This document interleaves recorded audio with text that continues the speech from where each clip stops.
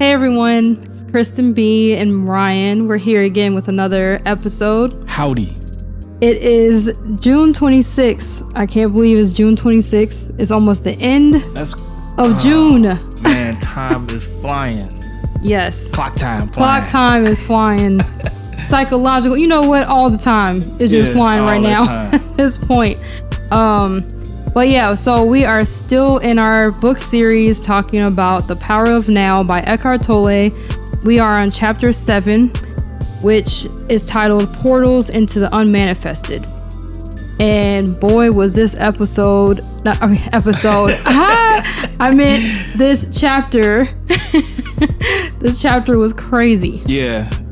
Like, to me, started pretty slow, but it picked up. Yeah, I mean, I'm not gonna lie. Like, it took me some days to get through the first half. It really did. I kept starting, and then I would get sleepy, and then I would start again. I would get distracted. Like, yeah, it took me a second to get through the first half. I guess the first half it felt kind of just like the same thing over again. Kind of a like recap. Like he repeated whatever, like everything that he said. The previous I'm about to say episodes in the previous look chapters. at us. Oh my god. And including what we've been talking about in the episode, I guess. Yeah So, but I mean, it makes sense why it's so repetitive, because it's only one central truth, so it's gonna be repetitive, right? But for me, and I know this is, you know, seeming to be true for you as well, is that the second half of this chapter is where all the meat and bones is. Oh yeah. It's like, oh yeah, second half hit different. Yes. So just to talk briefly about the first half of this chapter, he talks about how to go deeply into the body, which he talked a lot about in the last chapter, chapter 6. But he talks, you know, he gives more instruction on how to do that. He talks about different portals into the unmanifested. So he talks about dreamless sleep, and then as well as other portals that will get you there. And then on page 135, he starts talking about silence. And this is where it gets real good. Actually, when he started talking about sleep, sleep was good too. That's when it started. Yeah, you're right. Because, like, earlier today, I did try to do the exercise from last week. Mm-hmm. And he waited all the way till now, y'all. It was strategically done today. Strategically.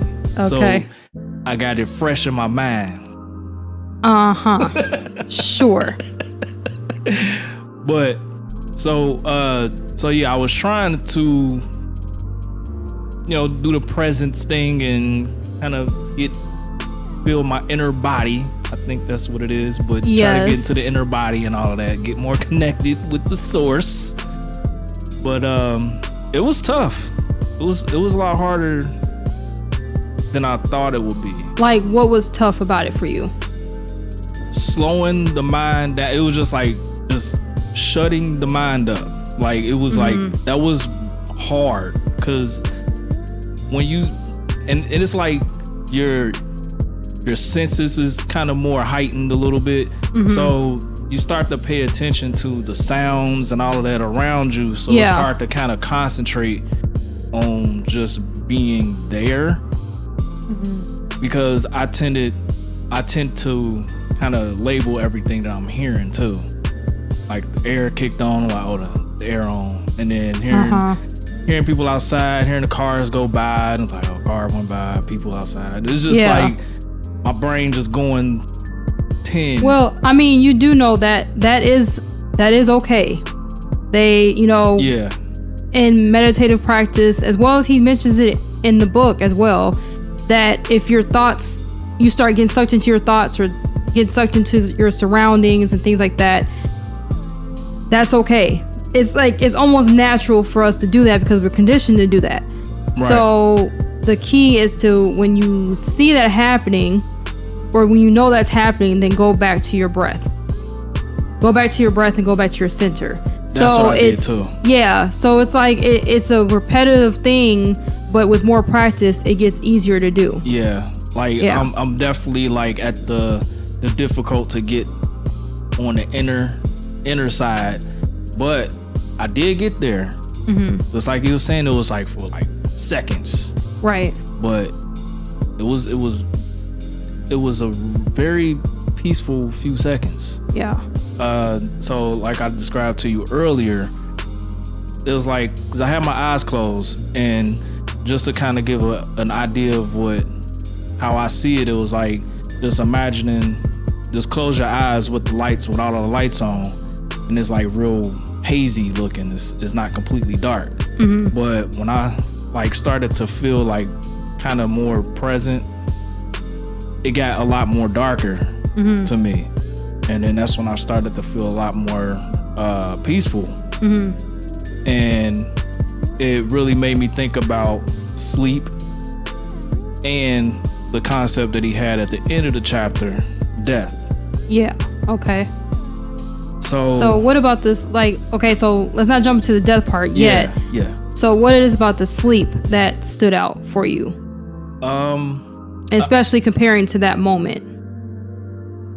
Because when you think about it, like how he talked about it, like when you sleep, you are completely away from the I guess the natural, like your conscious is like out of it. Like you're not. So basically, you're in an unconscious state. Yeah, like you're not aware of your surroundings. Right. Like you're not in your physical. Right, you're not in the manifested realm. Uh-huh. I guess. So it's like you pretty much is put in this state where time stops, or at this point it goes super fast, because when you wake up, you think you've only slept for like an hour or something like that, but it's been like 8. Or especially when I was saying earlier, especially when you gotta wake up early, it seemed like that time go by so fast. Yeah.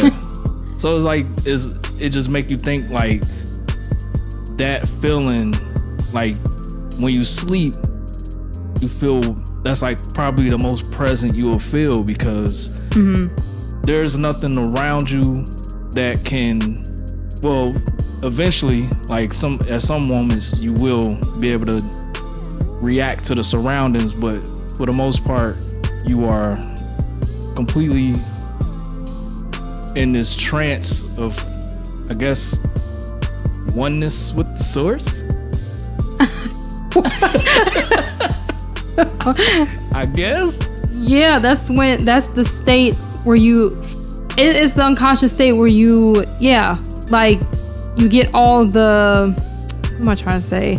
Like the recharging and all of that. Like you get into a whole different level than you do ever on Earth. And he mentioned that too. Yeah. That was like, I think that was the biggest standout part for me in that section, is because he was talking about there's no other energy source like it, and we all have to have it. Right. You can't skip it. Yeah.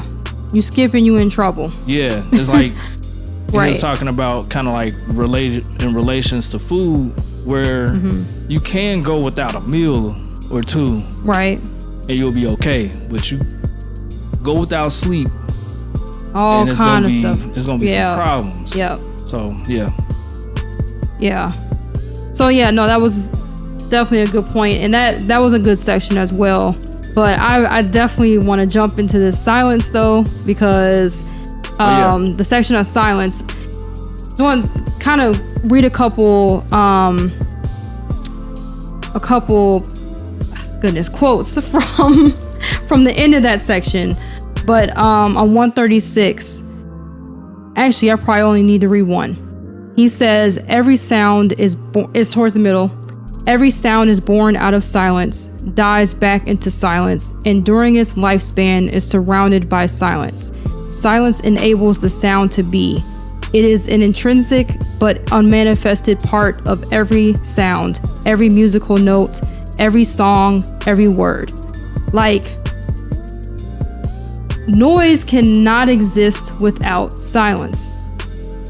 Silence is like the base for everything.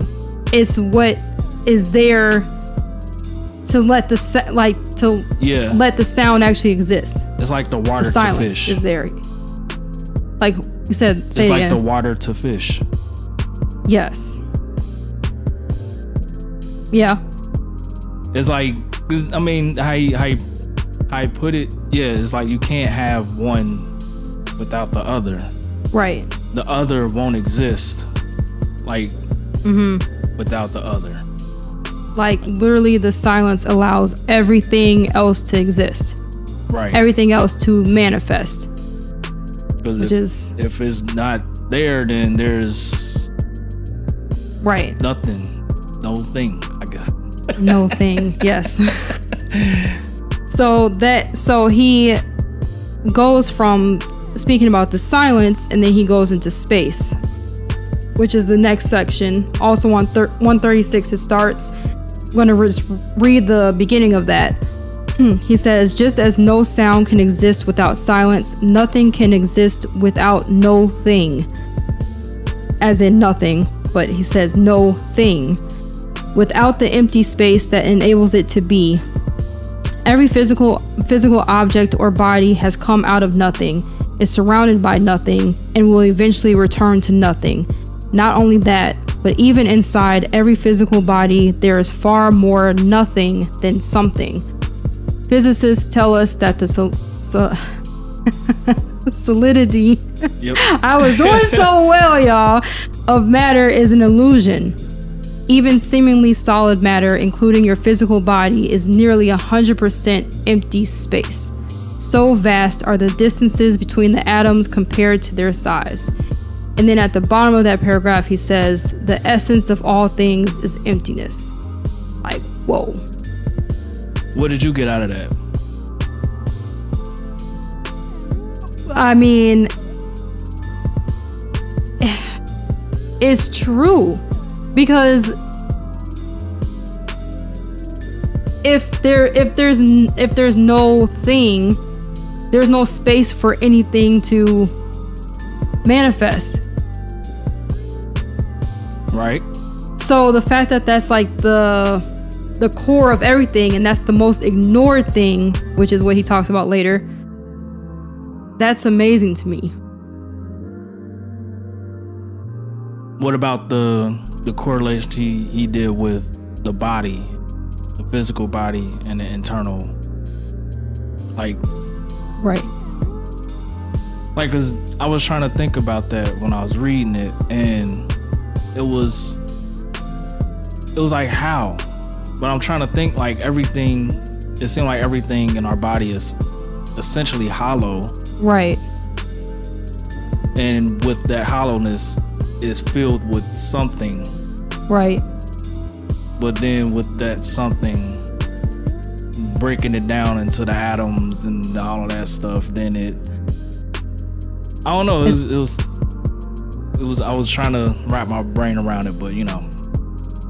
Like, wrap your brain, see, yeah, that right there is where it's going wrong. But you're trying to understand what he means by the fact that we're more space than yeah. I mean, I just think even in talking about like the inner body, right? The inner body is the formless, right, unmanifested true essence of us, right? Right. So in thinking about that, we are just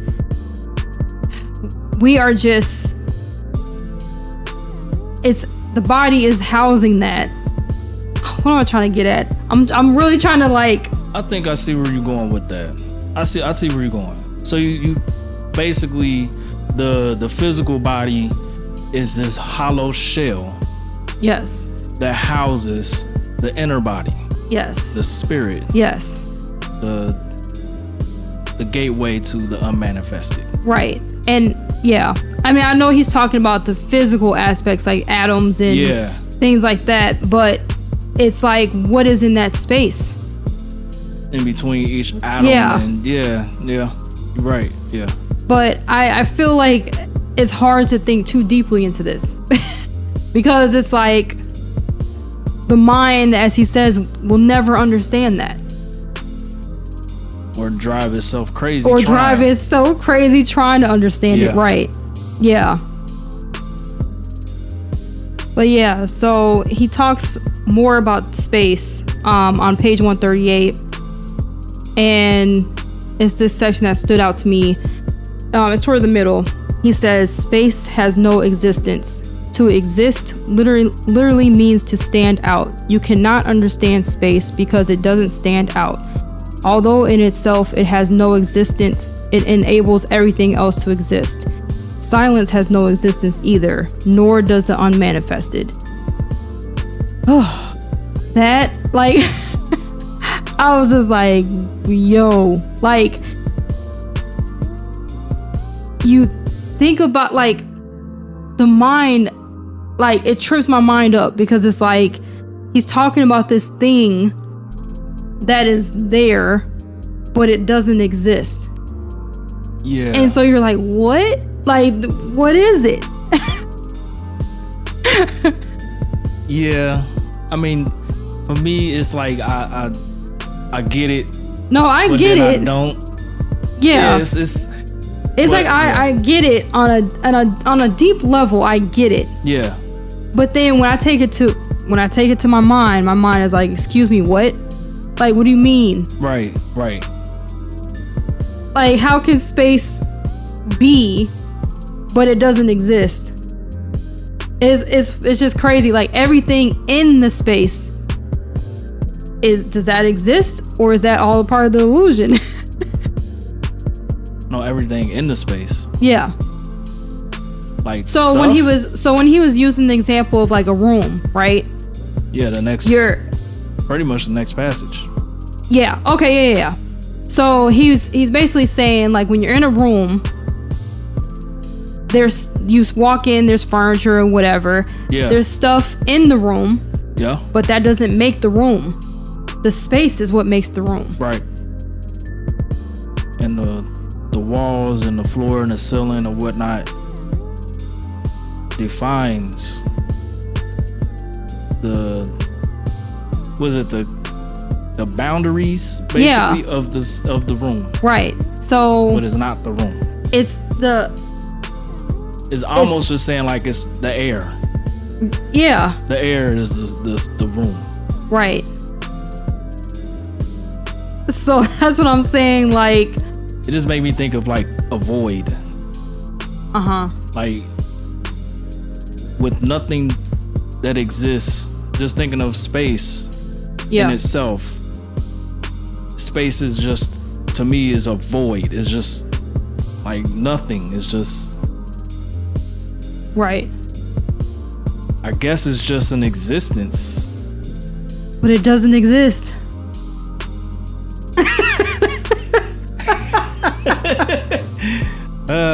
That's literally what he's saying. He's like, space has no existence. To exist literally means to stand out. You cannot understand space because it doesn't stand out. So it's like a background. Yeah. A backdrop. I guess. It is literally just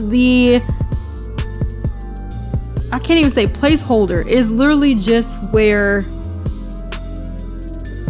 everything that exists can be. Yeah. Yeah, that's, man. So, and you were talking about earlier you were mentioning when he compares that, like, the space, how real world space works to like how it works with our consciousness. It's in this next section. So at the bottom of 138. But I just remember you were mentioning about this section before, that it stood out to you. I'm trying to jog my memory of what I was saying. Man, look, I try not to talk to her about this stuff until we record, but then I mess around and forget. Oh my Lord. I thought you had it written down or something. Or you had something, okay. Not this part. but I want to just kind of, let me see. I can't remember right now. Okay. Not at the moment. We'll come back to that if we need to. Yeah, well, the part I'm talking about is just, I'll read a little bit. So at the bottom of 138, as you do that, talking about pay attention to the nothing. So you're paying attention to the space. As you do that, a shift in consciousness takes place inside you. Here is why. The inner equivalent to objects in space, such as furniture, walls, and so on, are your mind objects, thoughts, emotions, and the objects of the senses. And the inner equivalent of space is the consciousness that enables your mind objects to be, just as space allows all things to be. So if you withdraw attention from things, objects, and space, you automatically withdraw attention from your mind objects as well. In other words, you cannot think and be aware of space, or of silence for that matter. By becoming aware of the empty space around you, you simultaneously become aware of the space of the no mind, of pure consciousness, the unmanifested. This is how the contemplation of space can become a portal for you. Like, that is the real world practice of how to become connected with your inner space. Okay, yeah. I mean, it just made, like, when after reading that, it made me think about it just got me into that train of thought of just thinking about just the space. Like, it really, I just thought about space and the planets and all of that, and then I focused on the black. And not all of the stars and all of the objects and stuff, just the black. And it really do make you think, it makes you really feel present, like, because it'll take so much brain power trying to figure that out that you just don't even bother thinking. You just let it be as it is. Right. And I guess the power of silence through meditation helps with becoming more present, because in silence there's nothing to concentrate on when all your senses is going. So yeah, it was a part in there where he was talking about he pretty much said that you may have just read it, but he was just saying that, like, space, like thinking of space and the planets and all of that, thinking of the outer stuff, and then space itself is the inner being. So it's like just thinking of the inner being. You'll want to, the more you focus on that being inner being, or being I am tripping myself up big time. I can't remember. Never mind. Oh boy. It's interesting that I know where you're going there. It's really hard to explain in some way. I mean, I think it's hard to explain it in a different way than he already explains it. Yeah, because it's very clear. I guess, like, his message of, I mean, because this is okay. So thinking about, like, your mind as furniture, right? Like that, when we walk into the room, we're focused on the stuff that's there. Yeah, and when we look up at the sky, at the stars, we're focusing on the stars. That's the human, as in our body, our body's way of connecting with the world. Like, we're focusing on the materials and all that stuff. So we focus on our mind just as we do the furniture. So then when we switch it to, now we're talking about the space. We're looking and observing the space, noticing the space, putting our mind on the space, or not our mind, not our mind. Putting our focus on the space, then that creates a stillness in us, because now we're connected to the space within us instead of the furniture that's in our mind. There it is. There you go. Yeah. I mean, I got what you were saying. Yeah. But it's funny that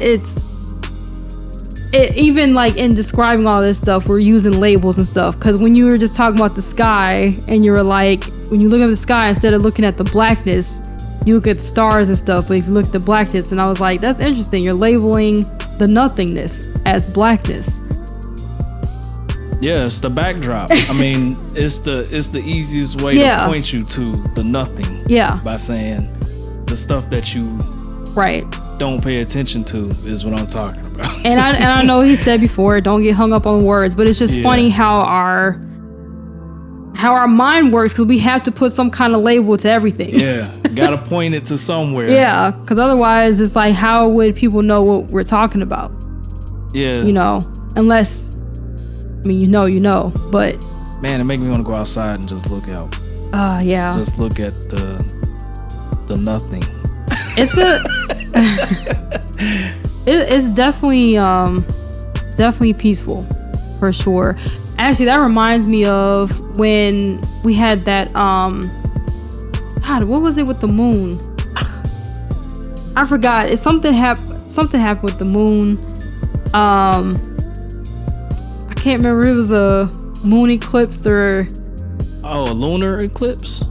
Was it a lunar?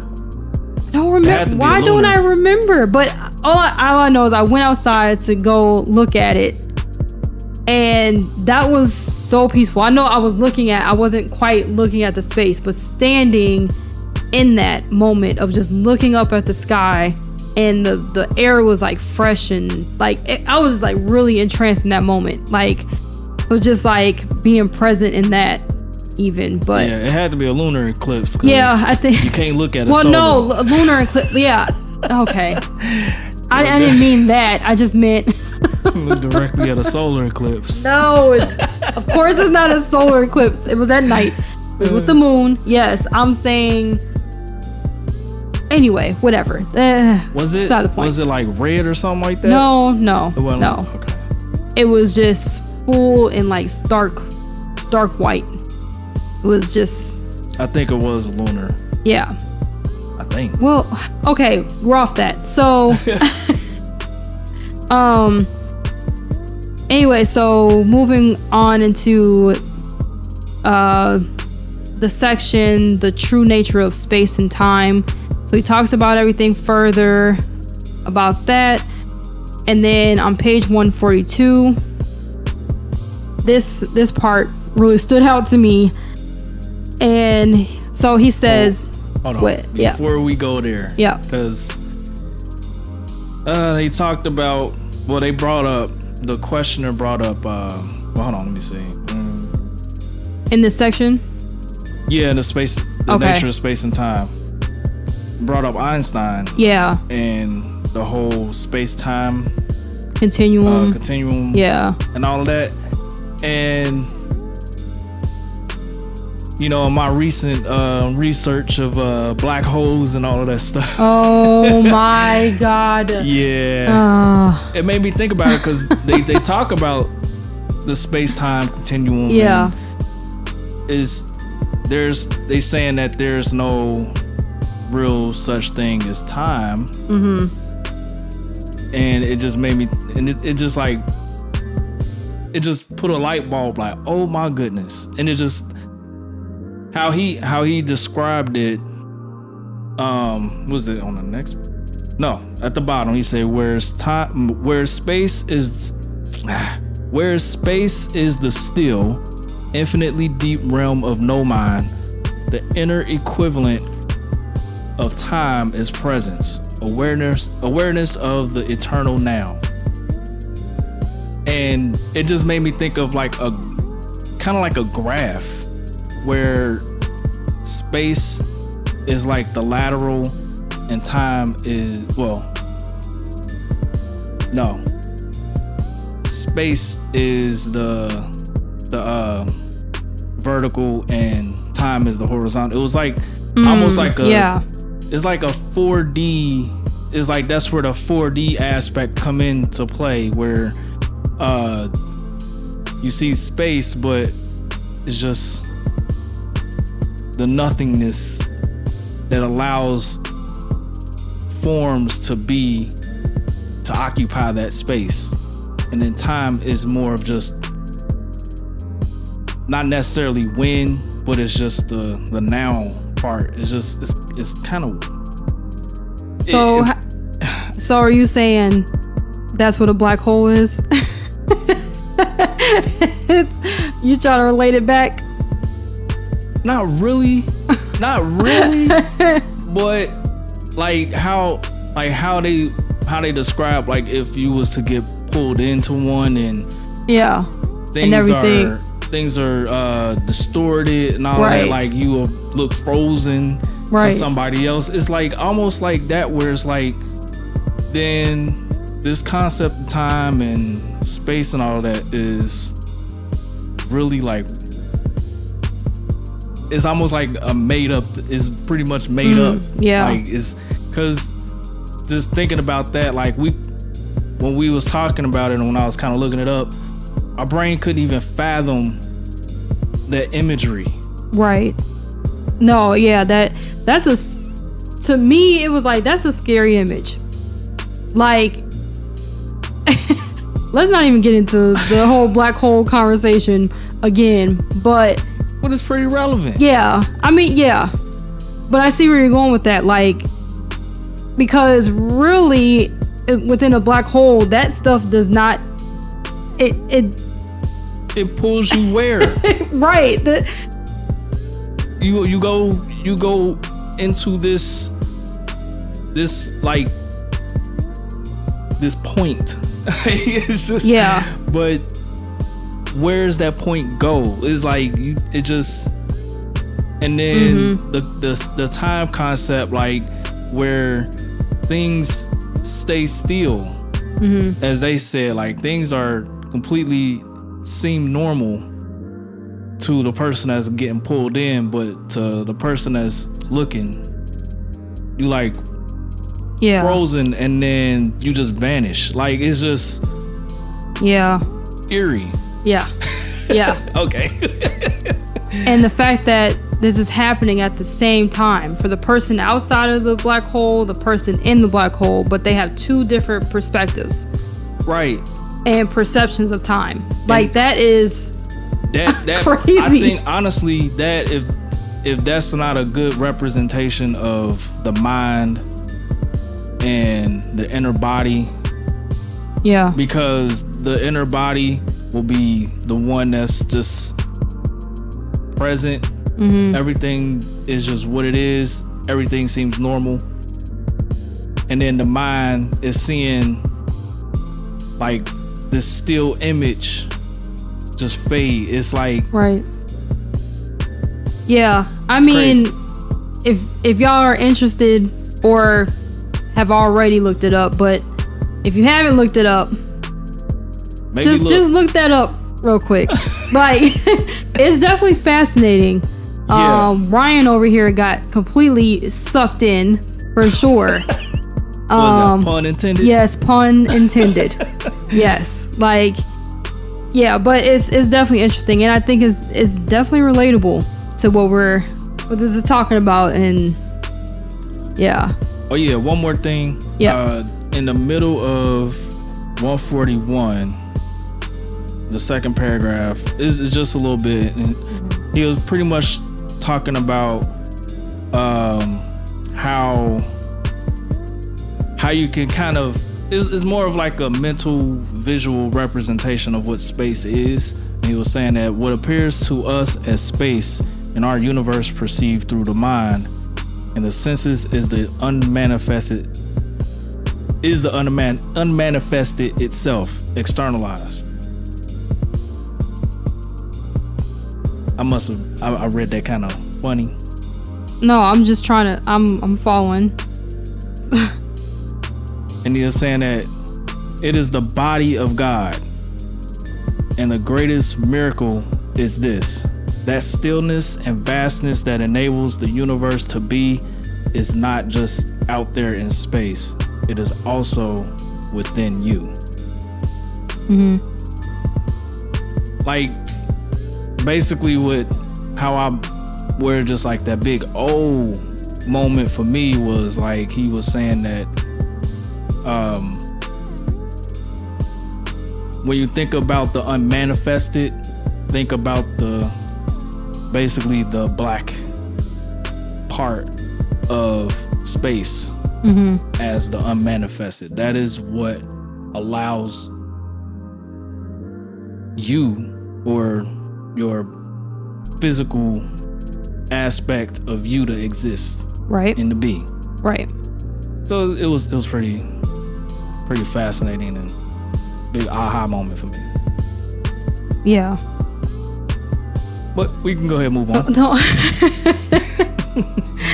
Yeah, so he ends that section, and this was just like my mind just couldn't keep up with this. So at the end of that section on page 142, so this is the middle paragraph here, he says, hence the ultimate purpose of the world lies not within the world, but in transcendence of the world. Just as you would not be conscious of space if there were no objects in space, the world is needed for the unmanifested to be realized. You may have heard the Buddhist saying, if there were no illusions, there would be no enlightenment. It is through the world and ultimately through you that the unmanifested knows itself. You are here to enable the divine purpose of the universe to unfold. That is how important you are. So on the sidebar, I just wrote, but why? Like, my mind literally goes to why though? Like, what is the purpose of it all? Like, didn't he talk about that though?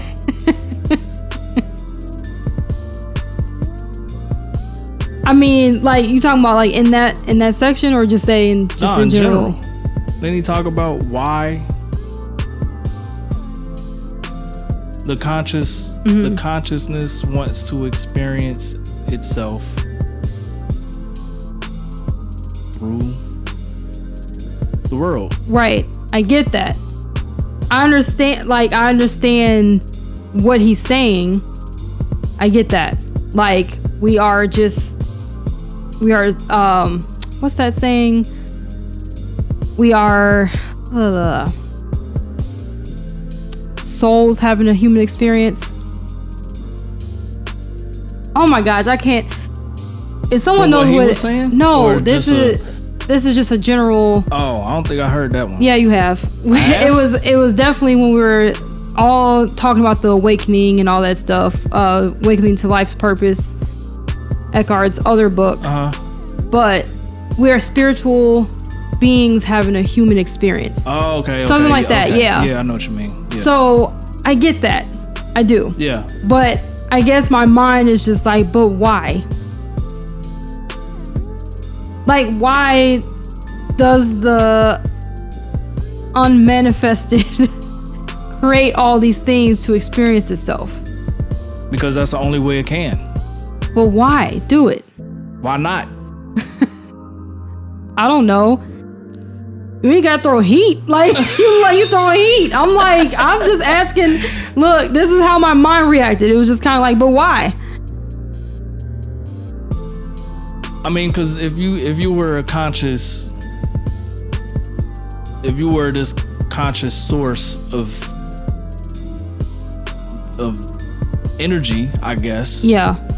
Wouldn't you want to experience that in any way you can? I guess. And for us, this is the way that it can.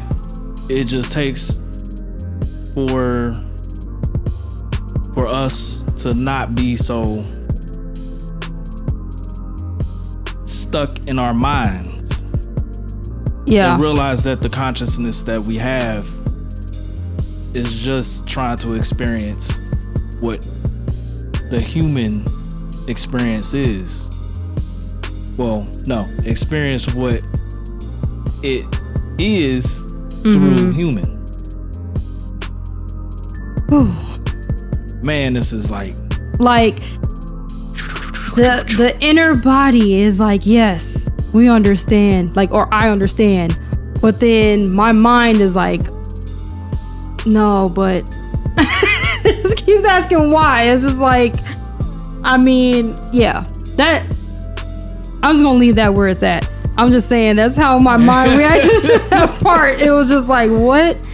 But the next section, which is the last section, oh my God, is conscious death. Yeah. So I just want to read this, a couple pieces on here, and then I just want to discuss. We don't have them. All right. Yeah. So on the top of 143, he says he's talking about death being another portal into the unmanifested, essentially. And so he says this portal opens up only very briefly, and unless you have already encountered the dimension of the unmanifested in your lifetime, you will likely miss it. Most people carry too much residual resistance, too much fear, too much attachment to sensory experience, too much identification with the manifested world. So they see the portal, turn away in fear, and then lose consciousness. Most of what happens after that is involuntary and automatic. Eventually, there will be another round of birth and death. Their presence wasn't strong enough yet for conscious immortality. So he's talking right there about the moment of death, like where you crossing over and then you get that one brief moment of the portal opening. Yeah. And then he says at the bottom of 143, every portal is a portal of death, the death of the false self. When you go through it, you cease to derive your identity from your psychological mind-made form. You then realize that death is an illusion, just as your identification with form was an illusion. The end of illusion, that's all that death is. Sorry, let me read that one again. The end of illusion, that's all that death is. It is painful only as long as you cling to illusion. Like, whoa. Yeah. Whoa. So this part, like the first passage that you read, just kind of talking about the portal and how people see it, right, and then turn the other way. My question is, so the people that turns away, are they coming back, or is that reincarnation? I don't know, and that's what I was asking earlier, and you were saying you didn't see it that way, because I was wondering that if he was talking about reincarnation here, because he says eventually there will be another round of birth and death. Their presence wasn't strong enough yet for conscious immortality. So to me, that means they weren't at that stage. Okay. I think I was misunderstanding you then, because I was thinking that,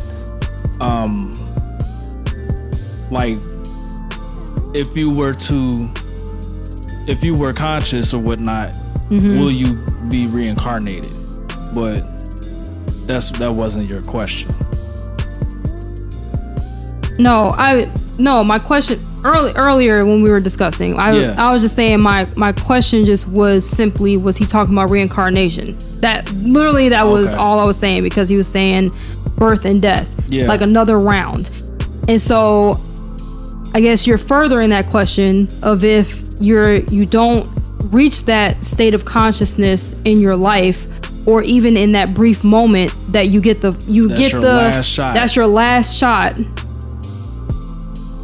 So then, does that mean you just go through another round of birth? Because now it's like you have to experience it again to get it. Yeah, that's what I'm thinking. Like, so then the people that have experienced it, they go back to the source, which is... Yeah, I would think. So not everybody goes back to the source when they die. Some people are reborn and some people go back to the source. Welcome to hell. Oh my God, no. No. But no, seriously, like, because I can't remember what section death had come up before, and it was like everybody returns to the source. That's the home base. Yeah. So here he's saying eventually there will be another round of birth and death. Their presence wasn't strong enough yet for conscious immortality. So do you just keep going through the cycle of birth and death until your conscious being experiences that presence? I would think so. And I don't think necessarily it'll be birth and death of actual living, what we know as living beings. It can be anything. Yeah, I get that A part. rock. Right. A table, like anything. Kind of weird. Table. I was with you with the rock part, but then table, I'm like, wait, is that? Cause like what it, I don't know if he mentioned this. I know it was probably like sometime earlier in the book, but he mentioned that there, like, everything is a being. Everything has consciousness. Yeah, he said that in last So last chapter. Anything that has atoms, anything that is manifested in the material world is a being, it experience. So, because when you think about it, according to science, solids, liquids, gas, they all got atoms. It just depends on how fast they move, how much space they occupy. So space. Yeah, so when you think about it, like a solid thing, like a table, it has a bunch of atoms, but they all confined in a smaller space than you would see water, or you will see fog or something like that. So it's just, and it all has a vibration to it. So anything that has energy comes from the source. Oh Lord, that's so your homie could be a chair. You know what I mean? Oh my God. Oh. Could be the couch you just purchased. Like could be the Gucci belt you got. Oh wow. Wow. Yeah. Oh man, that's a lot. I'm wondering, because even beyond, I guess even beyond like things and tangible stuff. Yeah. I wonder about things that are sounds. Like, would that be considered a being? I guess so, because it's manifested in the silence and in the space. So even as we talk, we could be birthing. Well, I don't know if it's, I guess, but when you think about music, even, I mean, music has different vibrational, Yeah. So it's like, I guess so, because it holds up the space. Yeah. And it kind of going back to, going to the like the death aspect of it. When we was talking earlier about it, and I was pretty much describing like my brief experience present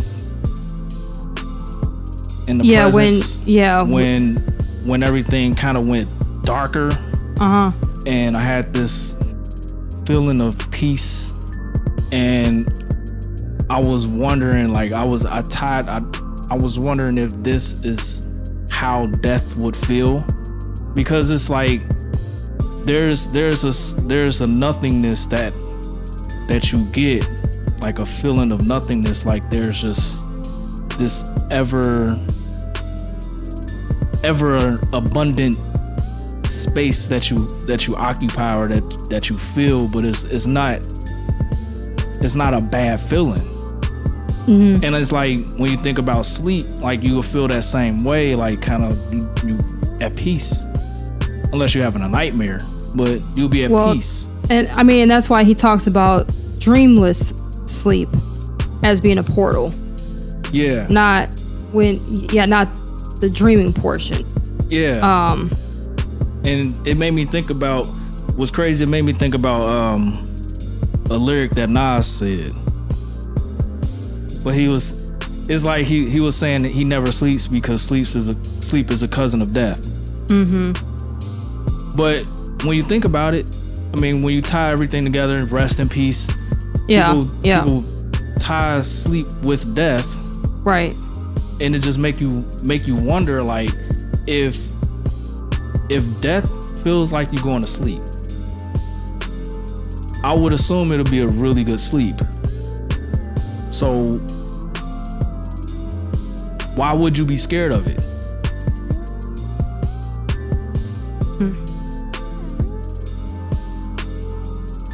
Well, I think that's a good question to end on. Let us know in the comments your answer to that question. What's up with the questions at the end? I don't know, but I think that's a good spot to end. But yeah, no, if you have an answer to that question, let us know. I think personally is that it's something that we don't understand. Our mind just can't get there. It can't understand that. And then the experience that you're talking about of like being that presence and the darkness and stuff, that's what we get in the dreamless sleep stage. And it's something that just happens, and then we quickly, like, to us, it's like it just quickly passes and then we're up. Like, we're not thinking about that portion of the sleep. Because we can't think about it because our minds weren't there. True. So I think with death, it seems like first of all, sleep, you go to sleep, but you know you're going to get up, or you presume you're going to get up. Right. So with death, that seems like it is final. Like there's nothing after that. So it's like, well, what is that? There's no manifested world to come back to. Right. It's like you're done.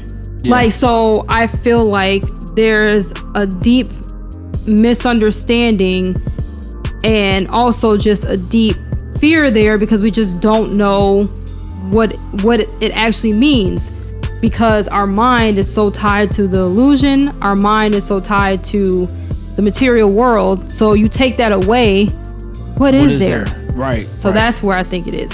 But anyway, so if you're listening, let us know what your thoughts about that question. Let us know what you thought about this episode and as well as this chapter. If you guys are reading along, you can find us. You can find all of our contact information in the description. We're on Facebook, Instagram, Twitter. Find us there. Yep, all that good stuff. Yep. And then info for the music. Oh yeah, so all of the music that you hear on every last episode is produced by me.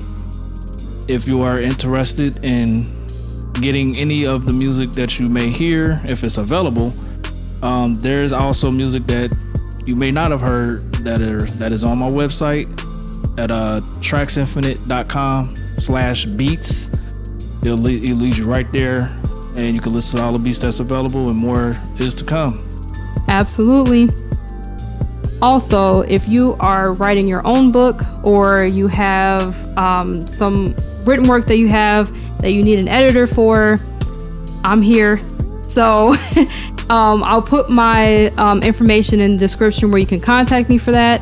And yeah, so thanks for listening, guys. Thank you. We appreciate it, and we'll see you next time. Peace.